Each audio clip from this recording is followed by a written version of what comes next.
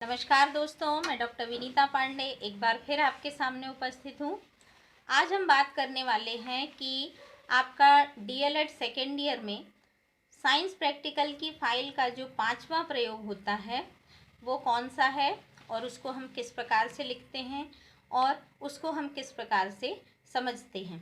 तो 5वां प्रयोग जो होता है, आपके 5 प्रयोग आपको अपनी फाइल में लिखने होते हैं और उन 5 प्रयोगों में सबसे अंतिम प्रयोग जो है वो जीव विज्ञान के भाग से होता है, जिसमें है कि सिद्ध कीजिए कि प्रकाश संश्लेषण क्रिया में ऑक्सीजन गैस निष्कासित होती है। तो इसमें आपका आवश्यक सामग्री जो है वो हो जाएगा एक जलीय पौधा जैसे हाइड्रिला, बीकर, पानी, कांच की कीप, परखनली और माचिस की तीली। सिद्धांत में आएगा कि पौधे के हरे भाग के द्वारा सूर्य के प्रकाश की उपस्थिति में कार्बन डाइऑक्साइड गैस और पानी की सहायता से कार्बनिक पदार्थ को बनाना होता है और वही जो है वो आपके प्रकाश संश्लेषण की क्रिया कहलाता है।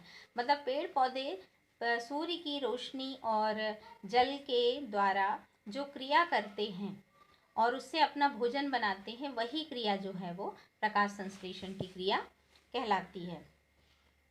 अब इसकी जो विधि होती है वो क्या होती है, आइए जानते हैं और उसको हमें लिखना भी है। विधि में हम सर्वप्रथम एक बड़ा बीकर लेते हैं और उसका लगभग 3/4 भाग जो होता है वो पानी से भर लेते हैं। अब कुछ हाइड्रिला की कटी हुई शाखाओं को हम पानी में से भरे बीकर में रखकर उन्हें कांच की एक कीप से ढक देते हैं। हमने हाइड्रिला के कुछ टुकड़े लिए और पानी में रख करके उसको कीप से उल्टा करके ढक दिया। इसके पश्चात पानी से भरी हुई एक परखनली सावधानी पूर्वक हम अंगूठे की मदद से उल्टी करके कीप की नली पर रख देते हैं। अब इस उपकरण को हम धूप में रख देते हैं। अब प्रेक्षण जब हम करते हैं तब हम ये पाते हैं कि कुछ समय पश्चात इन्हीं पौधों से नन्हे नन्हे बुलबुलों के रूप में कोई गैस निकलती हुई हमको दिखाई देती है। गैस के बुलबुले जो होते हैं वो परखनली में एकत्रित होने से परखनली के पानी का तल जो है, वो जो पानी है, पानी का तल नीचे गिरने लगता है और कुछ समय के पश्चात ऐसा प्रतीत होता है कि परखनली के ऊपरी सिरे पर कोई गैस जो है वो एकत्रित हो गई है।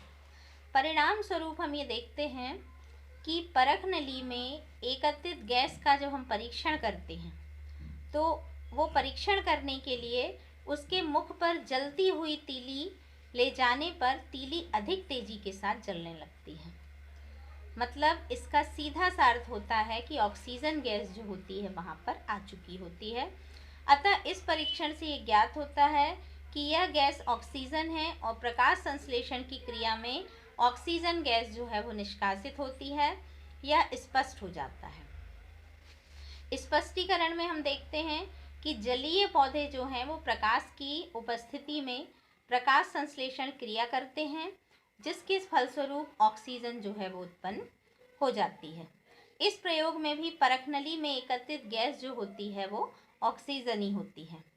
अब सावधानियों में हम ये देखते हैं कि बीकर में तालाब का पानी हमें ले लेना चाहिए और नल के पानी में चुटकी भर सोडियम कार्बोनेट जो होता है, बाइकार्बोनेट, वो मिला देना चाहिए, जिससे पौधों को अपने आप कार्बन डाइऑक्साइड मिलती रहती है। और हाइड्रिला का जो पौधा होता है वो ताज़ा होना चाहिए। पानी से भरी परखनली को उल्टा करने की क्रिया जो है वो सदैव पानी के अंदर ही करनी चाहिए, जिससे कि परखनली में पानी जो है वो ऊपर तक भरा रहे।